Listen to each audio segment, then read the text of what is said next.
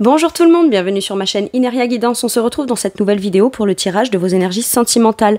Pour la période du 15 au 30 juin 2025, cette guidance est pour les signes solaires, ascendants, lunaires et vénusiens et elle est pour les Verseaux. Bienvenue mes Verseaux sur votre guidance et sur ma chaîne, j'espère que vous allez bien. Merci infiniment pour votre présence au quotidien. Bienvenue parmi nous à toutes celles et ceux qui s'abonneront et en description sous cette guidance, je vous mets tous les tarots et oracles que j'utilise ainsi que mon lien pour celles et ceux qui souhaiteraient me joindre pour une guidance privée. Mes Verseaux, on garde bien à l'esprit comme d'habitude que ça reste une guidance générale qui ne peut pas parler à tout le monde ou dans les moindres détails à la même intensité pour les mêmes raisons et parfois même au même moment. Donc n'hésitez pas à aller voir vos autres signes pour un autre message ou un complément de message et pourquoi pas revenir un petit peu plus tard sur cette guidance puisque ce qui ne vous parle pas tout de suite pourrait vous parler un petit peu plus tard. Le Light Seers Tarot sera la base de mes deux premières colonnes. De mon point de vue, la première colonne vous représente vous dans votre situation sentimentale. La deuxième colonne représente la personne en face de vous qui peut être la personne avec qui vous êtes en couple depuis plus ou moins longtemps ou que vous venez de rencontrer, à qui vous pensez, enfin s'il y a quelqu'un quoi. Et puis, pour celles et ceux qui n'ont personne, ça pourrait représenter les énergies de la personne que vous allez rencontrer ou ce qui se passe dans sa vie actuellement. Les énergies peuvent être inversées. Vous pourriez vous retrouver plus dans la deuxième colonne que dans la première. La personne en face de vous plus dans la première que dans la deuxième. Mais ça, c'est à vous de savoir où vous vous positionnez en fonction de ce que vous vivez et de si ça vous parle, évidemment. Allez, c'est parti, on y va. Ouh, tout de suite. Mes Verseaux, Reine d'épée. Ok. La personne en face de vous. Évidemment, de mon point de vue, hein, comme je vous ai expliqué. 9 de denier à l'envers. Ok. On a quelqu'un, visiblement, qui est en face de vous. Je commence par la personne en face de vous pour venir vous expliquer cette reine d'épée.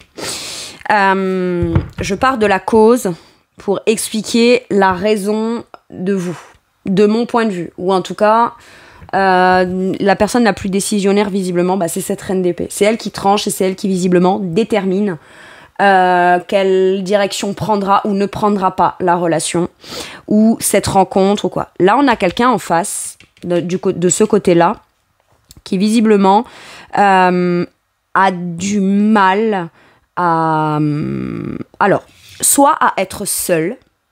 Donc, on peut parler de quelqu'un qui est plutôt dépendante affective, etc. Je vous explique pourquoi. Parce qu'un 9 de denier à l'endroit, c'est quelqu'un qui est pleinement dans son autonomie, qui est très occupé, qui est très passionné par ce qu'il fait, qui fait plein de petites choses dans le quotidien, où on a une fierté personnelle, où on est fier de soi, on a confiance en soi, où on est bien avec soi-même. Et là, visiblement, on a quelqu'un qui n'est pas forcément bien avec lui-même ou avec elle-même. Ok ?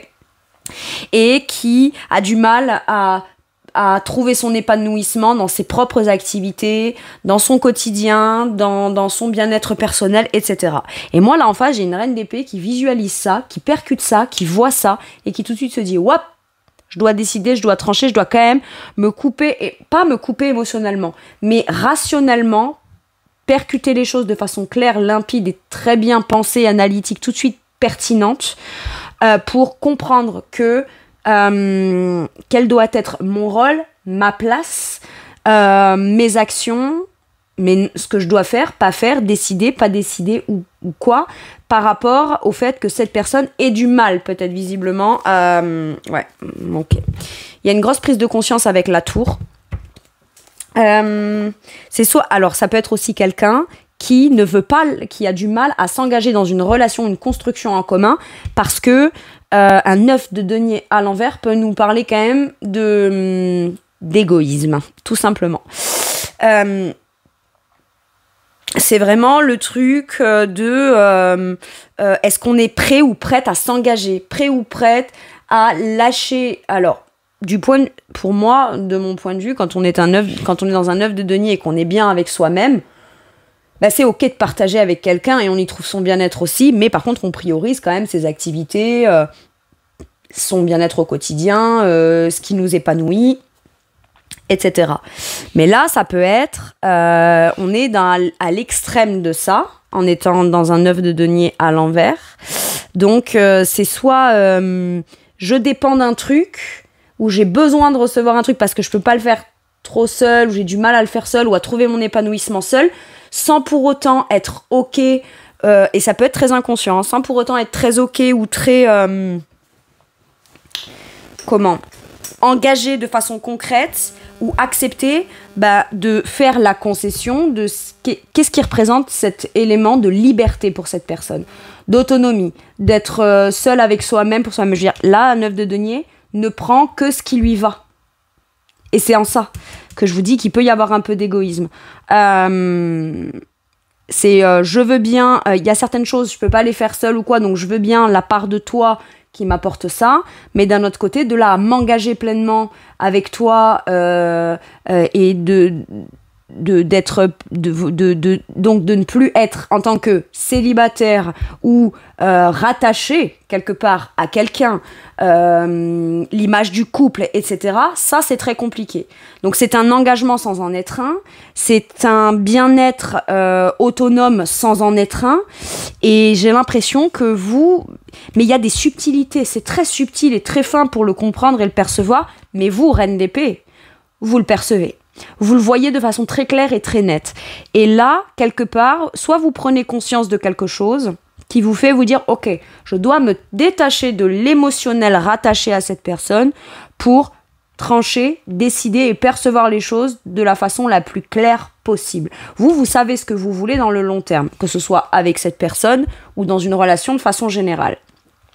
Maintenant, peut-être qu'aussi, vous ne parlez pas de ce que vous percevez de l'autre. C'est-à-dire, vous vous rencontrez, vous voyez un petit peu comment il ou elle a l'air de fonctionner, mais dans quoi je m'engage sans vraiment trop m'engager, dans le discours que j'ai de vouloir rencontrer quelqu'un ou d'être en relation avec quelqu'un, mais en mettant quand même pas mal l'accent sur le moi. Et tout ça, vous le percutez, vous. Vous le percutez. Et à ce moment-là, j'ai l'impression que comme vous le remarquez tout de suite ou de façon très claire et il n'y a pas de débordement émotionnel de votre côté, quoi. Par contre, j'ai l'impression que vous appréhendez la chose avec une vision beaucoup plus pragmatique, logique, analytique et pertinente, plus que je vais aller y mettre mon émotionnel pour peut-être tenter d'aider cette personne ou tenter voilà, c'est-à-dire que cette personne, elle a ses incohérences, si je puis dire, qui sont ce qu'elles sont et il n'y a pas de jugement pour autant. Par contre, vous êtes quand même bien déterminé à trancher et à dire clairement ce que vous voulez, ce que vous ne voulez pas, ce que vous avez compris ou ce que vous ne comprenez pas, d'accord ? Mais quoi qu'il arrive, vous, s'il y a des incompréhensions quelque part, c'est pas la reine d'épée, elle est pas en général, elle est pas dans les incompréhensions. S'il y a une incompréhension quelque part, c'est qu'il y a une incohérence de l'autre côté. Et s'il y a une incohérence de l'autre côté, la reine d'épée, tout de suite, elle s'en fait une vérité. Et elle dit, ok, si c'est incohérent, est-ce que j'ai besoin vraiment d'aller démontrer à la personne l'incohérence ? Est-ce que j'ai besoin d'aller essayer de comprendre, de creuser, de la confronter, de vouloir en discuter, de vouloir lui exprimer mon point de vue, de vouloir tout ça ? Je suis pas sûre. Je suis pas sûre que vous ayez comme envie d'investir de l'énergie là-dedans.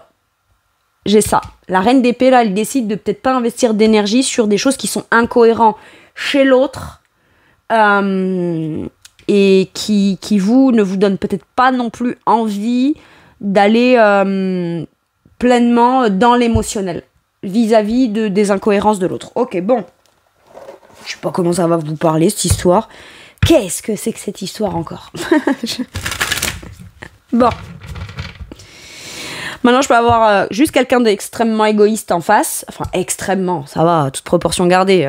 C'est pas non plus... voilà. Mais du coup, suffisamment en tout cas pour que vous l'identifiez comme étant de l'égoïsme, vous le perceviez comme ça, et à ce moment-là, de façon très logique, pragmatique, bien pensée et pertinent ou pertinente, pouf, vous tranchez et vous décidez, et peut-être que vous mettez une forme de distance peut-être émotionnelle, puisqu'après tout, cette personne est égoïste. Quelqu'un d'égoïste, par nature, ne partage pas émotionnellement, alors pourquoi cette reine d'épée ne déciderait pas, elle aussi, de se dire « je vois bien qu'il y a de l'égoïsme, je vois bien que là, on n'est peut-être pas dans... Voilà, je dois prendre une décision. » Voilà.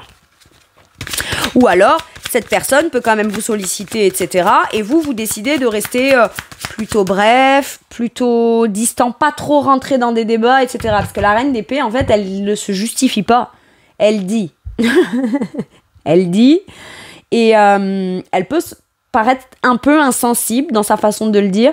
Mais c'est la meilleure façon qu'elle a de pouvoir exprimer pleinement les choses telles qu'elle les perçoit. Si elle rentre trop dans une énergie émotionnelle pour expliquer les choses, ben l'autre peut se saisir aussi de ce truc émotionnel et faire en sorte que la reine d'épée puisse de façon rationnelle ne pas prendre de décisions qui seraient peut-être les plus justes et les plus adaptées pour elle. Que vous soyez un homme ou une femme, évidemment. Bon, maintenant je vais parler à celles et ceux qui regarderaient pour un ou une Verseau et qui ne seraient pas Verseau. Même si vous êtes Verseau, et voilà, placez-vous, même si en face de vous, vous avez un ou une Verseau, placez-vous là où vous vous reconnaissez. On est d'accord. Je dis pas que c'est forcément les Verseaux qui sont là, bien que, bon, quand même, reine d'épée, c'est les signes d'air, hein. Bon, Verseau, Balance, Gémeaux, voilà. Mais, quand même, voilà, je le dis, positionnez-vous en fonction... Je ne cesserai de le dire. Allez, quel est votre challenge, qu'il soit conscient ou inconscient? Donc, le blocage.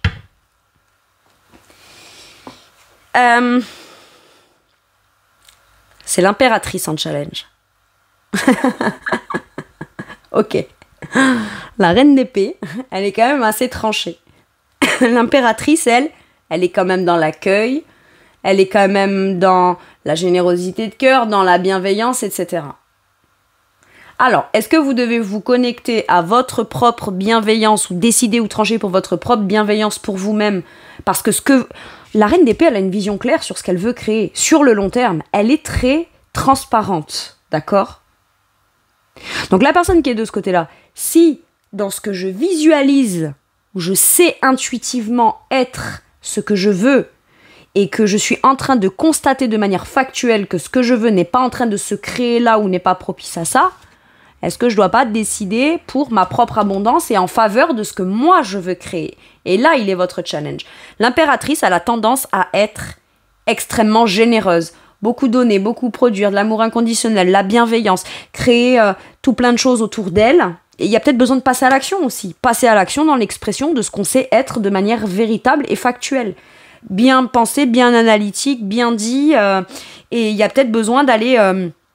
créer la discussion, créer, pas la confrontation, mais créer le moment propice à exprimer sa propre vérité intérieure. On ne dit pas qu'il y en a un qui a raison, que l'autre a tort, mais à un moment donné, s'il y a face à l'autre des choses qui peuvent venir déranger ou qui demandent à devoir être clarifiées, éclaircies ou décidées, bah c'est bien qu'il peut y avoir quand même des choses chez l'autre qui viennent provoquer chez l'un des choses qui ont besoin d'être éclaircies. Et c'est peut-être à vous de créer le moment, l'espace, sans en oublier évidemment la dimension quand même un minimum bienveillante, etc.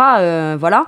Mais créer la chose qui permettra peut-être l'expression de ce qu'on aurait à dire ou le contexte qui pourrait faire que ce qu'on a à dire puisse pas être pris et mal interprété, quoi. Bon, après, je vois pas comment une reine d'épée on pourrait mal interpréter ou transformer ses propos, à part lui dire tu parais froid ou froide quand tu dis des choses. Oui, bon, si tu veux. Mais en attendant, ça change pas ce que je dis. Ah ok, je vais te le dire avec un petit peu plus de douceur, si tu veux. Mais mes propos ne changeront pas pour autant. Vous voyez, c'est ça. Maintenant, l'impératrice, comme je vous disais, c'est celle qui est censée recevoir un minimum les ingrédients pour pouvoir les transformer, en faire quelque chose et mettre au monde quelque chose qui profitera au bien commun, qui profitera avec amour, bienveillance, abondance. Elle est créatrice d'abondance. Mais on doit lui apporter les ingrédients quand même.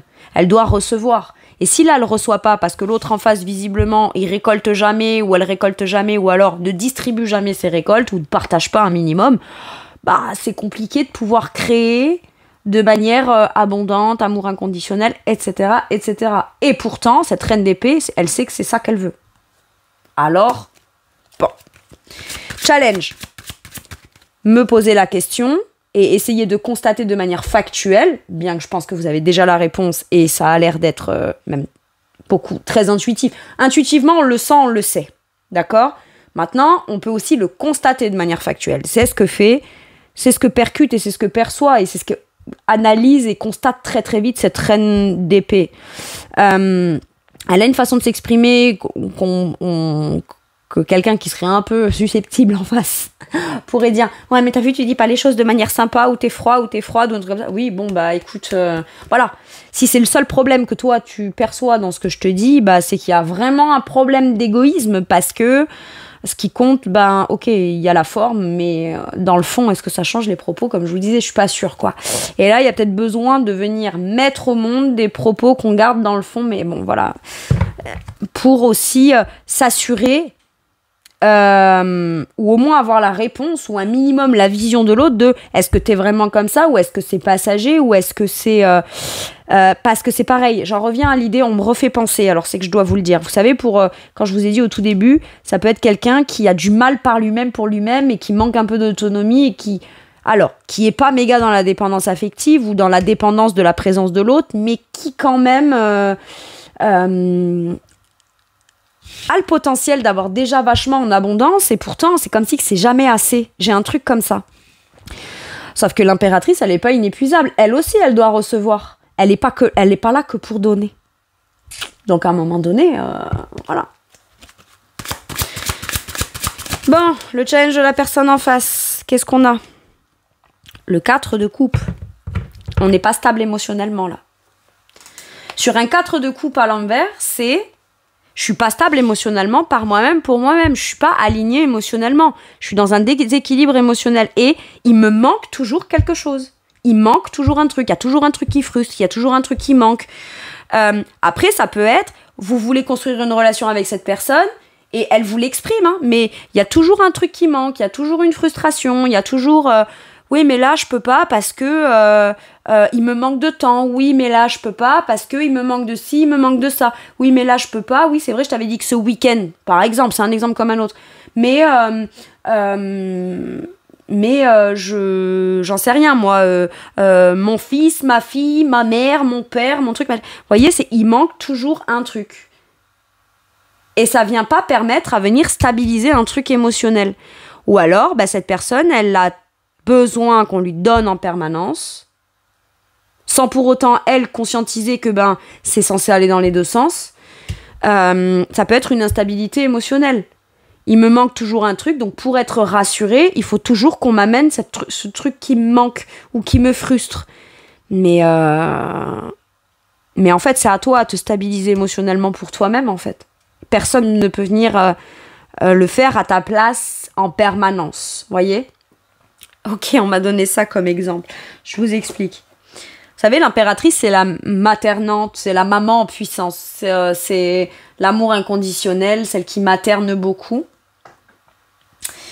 Et donc, en effet, admettons, on peut avoir... C'est ça l'image qu'on me donne. Donc, voilà, prenez-le juste en exemple. Vous savez, c'est comme une mère qui prépare... mais même que vous soyez un homme ou une femme, un parent qui préparerait à manger tous les jours pour ses enfants. Donc c'est bon, au bout d'un moment, ils sont quand même autonomes. Je veux dire, ils peuvent quand même mettre la table et manger tout seuls. Et ben là, c'est comme si on prépare à manger en permanence, mais qu'il faut toujours donner à l'autre à la petite cuillère. Faut pas déconner. Minimum. Fais ta part. Oui, mais si tu me donnes pas parce que machin, nan. Voilà, donc c'est très exagéré et très nul comme exemple. Peut-être, je sais pas, mais voyez, c'est un peu ça l'énergie qu'on m'a donnée. C'est qu'à un moment donné, on peut continuer à vouloir donner à manger à ses enfants ou faire le repas, même pour son gamin qui aurait 20 ans et qui serait encore à la maison, mais pour autant, est-ce qu'à 20 ans, on va lui donner la petite cuillère? Non. Ben là, c'est presque ça, en fait. J'ai quelqu'un qui est dépendant affectif, là. Ok. Soit dépendant, soit qui est jamais satisfait émotionnellement. Il lui manque toujours un truc, et on a beau faire et faire et faire, ou être là, on est toujours dans un truc de... je vois pas les opportunités. Je vois pas ce que l'autre est en train de faire pour moi. Par exemple, ça peut être je me plains d'un célibat, d'une solitude, etc. Mais en attendant, à part pleurer un peu sur mon sort... bah j'ai peut-être pas travaillé sur moi, enfin déjà de me stabiliser émotionnellement. Si je suis célibataire mais que je suis pas capable de m'engager mais que je veux absolument rencontrer quelqu'un, par exemple, là pour celles et ceux qui se connaissent pas, bah commence déjà par te stabiliser émotionnellement, en fait. Par identifier émotionnellement ce qui te stabilise, toi, par toi-même, pour toi-même. Et une fois que t'as ça, bon bah si vraiment t'as envie d'être avec quelqu'un, tu seras en mesure de pouvoir constater les belles opportunités qui s'offrent à toi autour. Mais moi, j'ai comme l'impression que vous, peut-être, vous lancez beaucoup de signaux à cette personne elle ne le voit pas. Mais en attendant, on a quand même toujours l'impression qu'elle s'ennuie, qu'elle est pas bien, qu'elle aimerait rencontrer quelqu'un, etc. Alors que vous, bah peut-être, vous êtes même rendu disponible. J'ai un truc comme ça. C'est bizarre, c'est très bizarre. Pardon, je juge. Oh là là. Bon, bref. Je vous donne mon avis comme si qu'on était potes, hein. Allez. Vous avez vu, en tant que pote, je juge.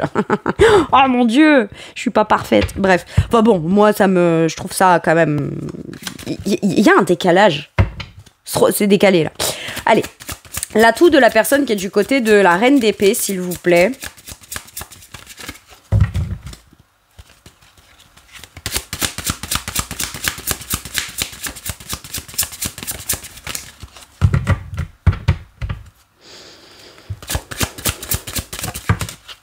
Neuf de bâton. Je suis capable de me protéger, de poser mes limites et j'arrête de m'épuiser si ça rapporte rien. Là, c'est ok, moi ça me fatigue.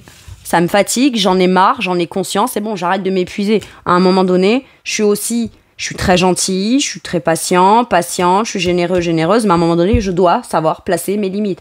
Et là, j'ai l'impression que soit vous vous rendez compte, l'atout, c'est que vous vous rendez compte que vous avez atteint votre limite, et donc vous vous positionnez, vous placez, et vous pensez à préserver votre énergie, soit vous arrêtez de vous épuiser pour quelque chose qui porte pas ses fruits, mais vous le décidez et c'est ok pour vous. Vous êtes très ok avec l'idée, parce que de toute façon, intuitivement, déjà, il y avait un truc peut-être que vous sentiez avant, mais là, vous êtes capable de le voir, de le percevoir et de le constater.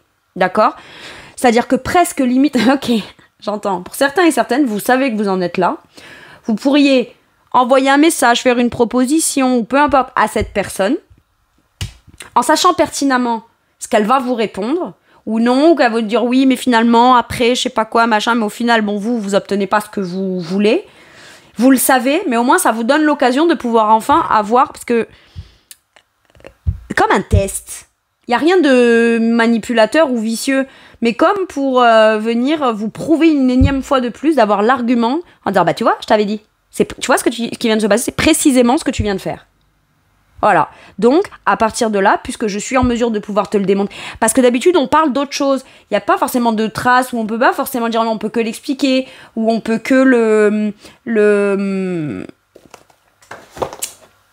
s'en rappeler, raconter l'histoire, etc.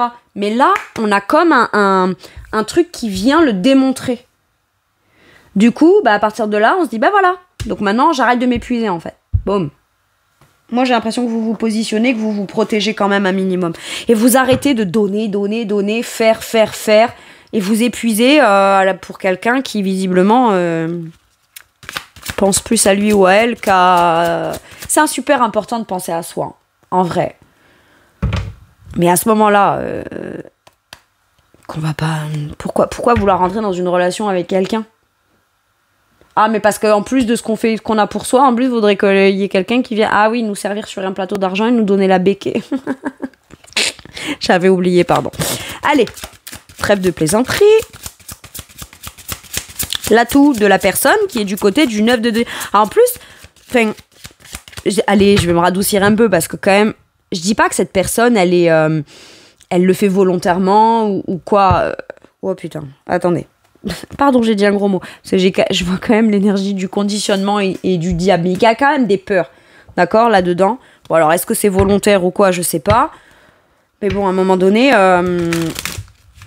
même si les peurs, elles sont légitimes, ou même si on aurait peur de perdre sa liberté ou je sais pas quoi, enfin, je veux dire, ça va. Quand on se met dans une relation avec quelqu'un et qu'on construit quelque chose, on est libre de le faire et on peut prendre du plaisir à prendre la liberté de le faire aussi avec quelqu'un et de partager, de donner et de recevoir, etc. Maintenant, si on n'est pas prêt à le faire, bon, bah, j'ai l'impression qu'il faut quand même arrêter de pleurer sur son sort, de ce côté-là. Et, ou alors, c'est qu'on a des peurs, mais à ce moment-là, conscientise tes peurs, quoi. Conscientise tes peurs et rends-toi compte que tes peurs viennent manifester un truc soit de dépendance, soit que toi, tu t'engages pas, parce que trop peur de t'engager et de perdre ta liberté. Mais écoute, pourquoi Pourquoi pas t'engager serait beaucoup plus signe de liberté que l'inverse. Enfin, il y a un problème là. Oui, effectivement, il y a un problème. Allez, l'atout de la personne en face, 7 de denier. C'est quelqu'un qui, avec le temps, petit à petit, patience, évolue. conscientise, se rend compte. Ok, on n'a pas quelqu'un qui le fait de manière volontaire, mais on a quelqu'un qui commence peut-être à le percuter, mais peut le percuter parce que vous êtes là, vous veillez au grain, et dès qu'il se passe un truc, ping, vous le dites. T'as vu là? Regarde, hop, voilà. Donc tu gardes ce dernier élément, tu réfléchis, tu travailles sur toi, hein. Moi, je vais mettre une limite, je vais me reposer, et toi, vas-y, travaille avec ça. Voilà, c'est la base du travail. Développe ça de manière concrète, tu t'en sortiras, si tu y parviens. Mais à un moment donné, j'ai quelqu'un qui vous attend en permanence. Soit qui vous attend en permanence, soit qui attend en permanence quelque chose. J'ai un truc comme ça. Et cette personne, je pense, elle s'en rend compte. Elle s'en rend compte qu'elle attend beaucoup de vous, ou beaucoup après vous. Alors qu'en vrai, on pourrait tellement vivre un truc chouette sans pour autant avoir besoin d'attendre. Donc là, tout, c'est que cette personne, elle est capable d'attendre. Mais c'est quelqu'un qui est peut-être aussi en train, de manière concrète, à travailler sur lui ou sur elle dans le but de faire grandir quelque chose pour en arriver à un œuf de denier, le 7, le 8 et le 9, on n'est pas très loin, qui est prêt ou prête à arriver à ce 9 de denier, mais qui soit quand même bien aspecté, ok? Mais il y a comme besoin de prendre un peu de recul, j'ai l'impression, et ça, la personne, elle s'en rend compte, pour conscientiser ce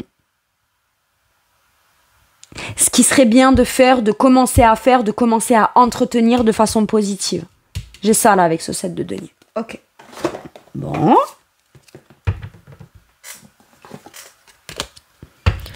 Maintenant que j'ai vu vous et l'autre, je vais aller voir la situation en elle-même, mes Verseaux.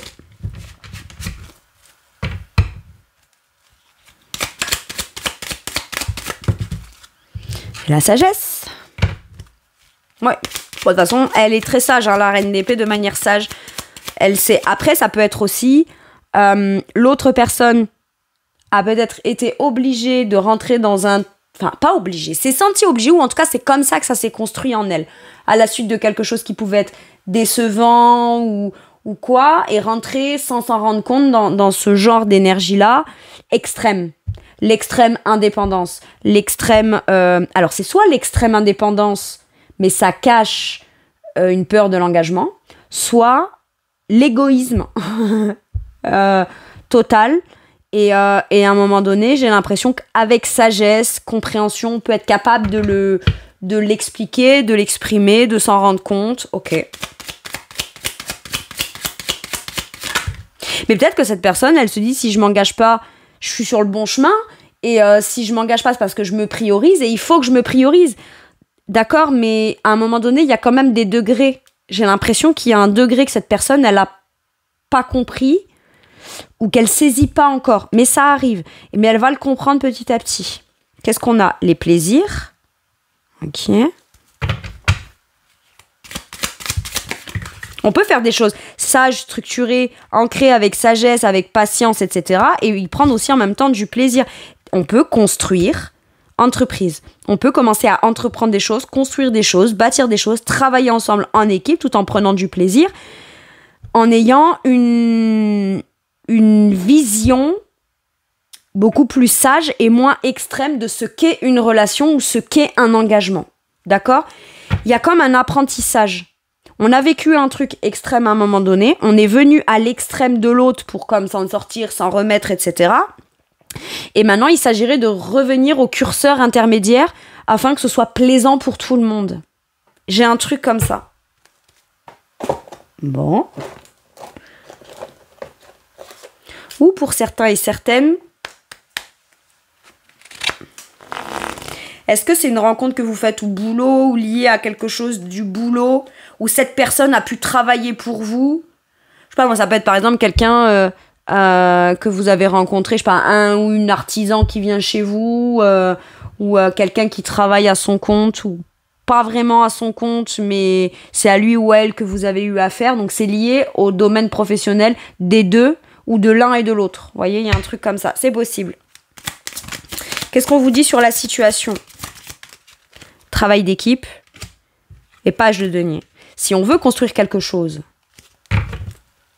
qui évolue, qui grandit, qui est porteur, en fait, c'est un travail d'équipe. Hein. Est-ce que vous travaillez en équipe avec cette personne et c'est une nouvelle personne qui rentre là où vous bossez? Et j'ai roi d'épée. Il y a quelqu'un là qui doit prendre conscience en fait. J'ai l'impression. Qui doit trancher, qui doit décider. De manière factuelle. Par contre, c'est aussi un fait et c'est factuel. Si on veut construire, bâtir quelque chose ensemble, c'est un travail d'équipe. Chacun doit mettre la main à la pâte, sa pierre à l'édifice. Par contre, ce qu'on veut là aussi, dans la situation, à mon avis, plus celui qui est du côté reine d'épée là, bah, c'est qu'on veut être engagé dans une relation où c'est porteur, où ça évolue, mais où c'est concret avec le 3 de denier. Et il y en a un des deux qui doit apprendre ou réapprendre, pas forcément à aller vite, mais à s'engager, à faire, à prendre le risque de faire. On peut se sentir un peu en manque de confiance en soi à l'idée de se lancer dans une nouvelle aventure qui serait très engageante. Mais on ne dit pas de le faire vite, de le faire rapidement, mais un minimum. Le page de denier, il commence quelque chose, ou il recommence quelque chose de concret. C'est comme si que ce petit page de denier devait apprendre ou réapprendre ou se faire suffisamment confiance pour venir contribuer à ce 3 de denier afin qu'on fasse quelque chose de concret, de porteur et de positif pour tout le monde. Mais c'est un travail d'équipe. Et tant que l'autre ne fait pas sa part ou manque de confiance en lui ou en elle ou se sent pas assez encore en confiance, on n'est pas du tout dans le jugement. Mais par contre, à ce moment-là, la personne qui avait tendance à vouloir faire, etc., peut-être va prendre la décision de ne pas faire le temps que l'autre ne montre pas des signes, un minimum, un peu plus d'engagement, d'investissement, etc. C'est peut-être je suis pas prêt, je suis pas prête, je me sens pas assez mature ou pas pour ce projet-là. D'accord, très bien. Alors moi, je vais pas m'épuiser non plus, outre mesure. Je place ma limite, je défends mes intérêts. Je vais faire peut-être le truc par moi-même pour moi-même et le créer sans pour autant t'intégrer toi. Par contre, à un moment donné, il y a quand même une évolution par rapport à ça. Peut-être que la personne, elle n'est pas prête tout de suite, mais qu'à un moment donné, elle le sera.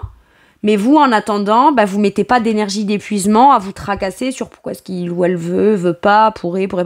Non. Vous continuez à rester sur une optique et une trajectoire porteuse, constructive, qui évolue dans le sens positif. On régresse pas là, ok? On régresse pas, mais en même temps, on peut pas faire pour deux. Clairement. D'accord.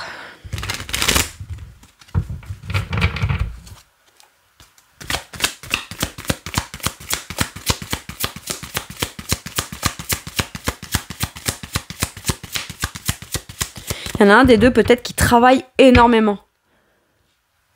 Et toute l'énergie dépensée de l'un ou de l'autre concerne un truc personnel qui n'implique pas l'autre. Et à un moment donné, on se dit, oh, ok, très bien. Et moi, je vais faire focus et me protéger et déployer mon énergie dans ce qui me concerne moi aussi. Quand cette personne sera un peu plus disponible, par contre, il faudra qu'elle accepte que, que je vais pas attendre 107 ans non plus. Après lui ou après elle. J'ai un truc comme ça. Bon.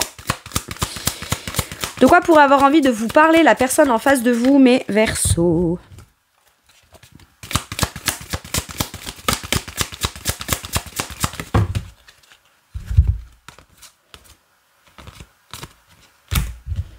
J'ai le côté addict, inspiré, et je sais plus quoi, libre ou... Bon, j'en ai eu trop, donc je les ai pas pris. Mais ouais, il y a peut-être ce côté très dépendant avec l'addict. Très dépendant ou accro à sa pseudo-liberté, son pseudo-autonomie de célibat, je sais pas quoi, et pas prêt à m'engager, peut-être, sous ta vision de ton truc à toi. Ok. Bonne continuation dans ce qui t'épanouit. Pas, mais qui juste te fait peur de l'engagement. Parce que on peut toujours être très épanoui soi-même, en étant quand même avec quelqu'un. Hein. Ça n'empêche pas. Allez. Pardon. Sceptique. Cette personne, elle aurait peut-être quand même tendance à remettre en cause vos paroles, votre vision, votre logique, votre pragmatisme, votre analyse, votre verdict. Sceptique. C'est peut-être quelqu'un qui a a du mal à croire, juste en se projetant, qu'elle pourrait être bien, machin. Bon, après, elle pourrait vous parler de son scepticisme sur certaines croyances, certaines intuitions que vous avez, etc. Bon, bah écoute, reste sceptique, hein, réfléchis-y. En tout cas, mon ou ma verso là de ce côté, ou la personne qui regarde, de mon point de vue, hein, pour moi, hein, qui est de ce côté, à mon avis, mais t'es sceptique. En fait, peut-être que cette personne, elle l'attend c'est un test. Peut-être qu'elle se dit aussi, ah ouais, si tu me dis ça, tu tranches, et ben on verra. On verra, en gros, cette personne, c'est pas qu'elle vous croit pas, mais c'est qu'elle a pas l'impression que vous allez mettre en action ce que vous tranchez, vous décidez, ce que vous avez en conclusion. Alors que vous allez le mettre de manière concrète. Alors par contre, là, mes versos, ce que je vous conseille, c'est si vous dites quelque chose et que vous le tranchez, faites-le comme ça. Faites-le comme ça, parce que sinon, cette personne, elle pourrait se dire, eh ben finalement, il ou elle me dit un truc, c'était juste pour m'exprimer son ras-le-bol. Mais ça va, il ou elle est encore là, il met pas en application ces trucs de son côté. Pose pas sa limite, ou s'affirme pas pleinement, ou défend pas vraiment ses intérêts, puisque il ou elle en parle, ok. Mais là, on n'en est qu'à en parler. Ouais, eh ben, je vous conseille de les mettre en application. Passez à l'action et faites vraiment ça. Même si vous savez pas trop ce que ça va donner, parce que sinon, l'autre peut se dire, ouais, vous savez, un peu comme ces gens, quand on râle, quand on exprime, quand on dit, quel que soit, ça peut être un coup avec la colère, un coup avec la peine, un coup avec l'intelligence de la discussion, adulte, rationnelle, posée, etc. Après, des fois, ça peut être avec de la colère, avec peu importe. Mais c'est des gens qui, tant qu'on met pas en application ce qu'on dit, ils comprennent pas. Ouais, c'est bon. Ben, j'en reviens à ce truc des gamins. Vous savez, comme la mère qui râle, ouais, la chambre, ouais, c'est le bordel, ouais, tes chaussettes et tout ça, machin et tout. Mais tant que la mère, elle râle, l'enfant, il se dit, ouais, c'est bon, elle râle. Elle râle, mais elle va le faire. Vous savez, mais jusqu'au jour où la mère, elle râle plus. Jusqu'au jour où elle fait tout voler par la fenêtre. Elle parle même pas, elle explique même pas, elle prévient même pas. Elle fait. Et là, l'enfant, il dit, oula, là, elle a pas parlé, elle a pas râlé. J'ai intérêt à me tenir à carreau. C'est un peu ça. Et je sais pas pourquoi je reviens toujours à des exemples très infantilisants comme ça. Je suis pas en train d'infantiliser la personne en face. Mais bon, j'ai quand même un page de denier qui me parle quand même de pas très mature. Parce que le 9 de denier, c'est quand même la maturité. Hein. C'est quand même la maturité, la récolte. On a beaucoup travaillé, on est bien avec soi, on a atteint un certain niveau. Là, le 9 de denier, on n'est pas encore arrivé à la maturité de la récolte. Et ce page de denier, bon, il a le potentiel, il a les compétences, il pourrait, il faut qu'il se fasse confiance. Mais il y a encore du chemin avant de... Voyez ? Avant d'être prêt, quoi. Et voilà, peut-être que de ce que vous dites ou vous dites pas, vous exprimez ou vous mettez en place, l'autre, il se dit, ouais, eh ben... Ok. Sur quoi ça vous fait à vous travailler cette relation ou votre domaine sentimental ? Le contrôle inconscient. Est-ce que vous êtes en train de prendre conscience que là, dans une situation, c'est un truc qui est immature, qui est en train de prendre le dessus sur comment est en train de se construire la relation. Maintenant, attention, reine d'épée, ça peut être, je suis méga tranchée aussi quand même, et parce que je cherche à contrôler un peu les choses comme elles se passent. Et c'est pour ça que je vous ai dit, mes Verseaux, attention, n'en oubliez pas quand même la part bienveillante qui cherche à en faire quelque chose de positif. D'accord ? Si votre côté très tranché et très affirmé vous permet de pouvoir créer quelque chose qui vous fait vous sentir dans le bien-être, dans l'abondance, etc. Ok. Maintenant, si on est trop tranché et déterminé en nous oubliant la part en nous de « Mais pourquoi est-ce que je suis aussi tranché ?» Mais parce que j'ai mes désirs à l'intérieur de ce que je veux créer, en fait. D'accord ? Donc, pas oublier ça. Et vous rendre compte que, bah oui, par moment, vous pouvez... parce que dans votre esprit ça va vite et que vous percutez vite les choses, vite avoir envie comme de le rectifier ou de le corriger ou tout de suite, voilà. Bon, ça vous fait percuter ça. Si ça vous aide à en prendre conscience, ce contrôle inconscient là, c'est pour vous rappeler en vous disant, n'oublie pas ce que tu veux en retirer ou en ressortir de cette situation ou de la relation. Mets tes limites, mais... Alors vous, peut-être que le curseur va devoir remettre peut-être un petit peu moins dans quelque chose de trop tranché. En fait, c'est même pas tant, c'est par rapport à l'autre, c'est pour vous, quoi. Parce qu'il faudrait pas que vous ayez une intention, mais que la façon dont c'est dit, ou c'est fait, ou c'est perçu, ou c'est décidé, bah, vous empêche finalement d'atteindre votre objectif. Vous voyez, c'est ça. Moi, c'est plus pour vous que je dis ça. Et puis c'est pour vous, de toute façon, qu'on vous le dit. Hein. Mais c'est plus trouver le curseur entre ce que je perçois et la façon de défendre mes intérêts. Faut pas que j'en oublie mon challenge de rester quand même dans quelque chose qui portera ses fruits, quoi. Ok. Mais par contre, on a quand même raison. Je veux dire, on va pas pour autant mettre de côté ou pas prendre en considération ce qu'on tranche et ce qu'on perçoit. Hein. Ok ? Allez, un message ou un conseil avec celui-ci. Qu'est-ce qu'on a ? Le pardon, la libération et la réconciliation. Bon, pour moi, c'est pas une problématique qui est insoluble. Bon, de toute façon, il y a forcément une solution. Hein.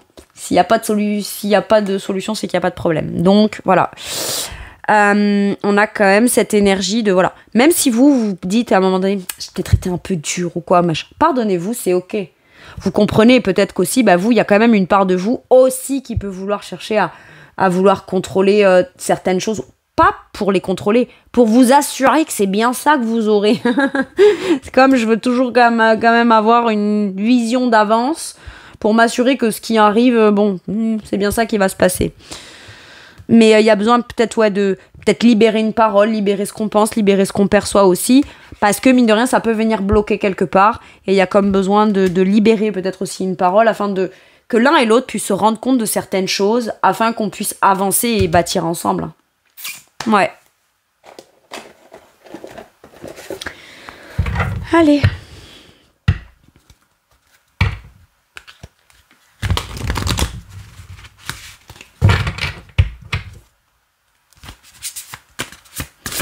Un dernier message ou un dernier conseil pour mes Verseaux. La roue.